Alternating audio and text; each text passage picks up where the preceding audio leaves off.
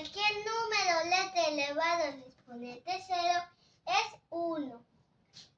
1 más 4x al cuadrado igual a 65.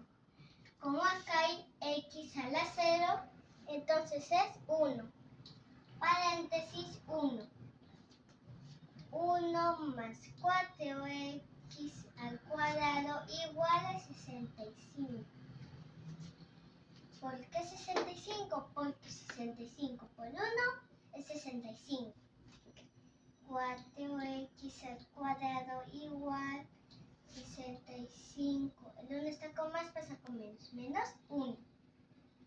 4x al cuadrado igual 65 menos 1, 64.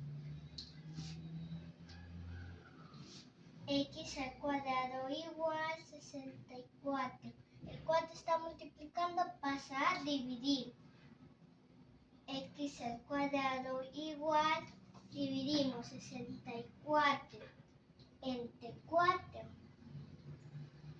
Un número multiplicado por 4 que me dé 6 o que esté cerca. 1 por 4, 4 restamos. 6 menos 4, 2 bajo el 4. Un número multiplicado por 4 que me dé 24 o que esté cerca. 6 por 4, 24. Restamos. 4 menos 4, 0. 2 menos 2, 0. Nos queda 16. X igual, el 2 está como potencia, pasa a raíz.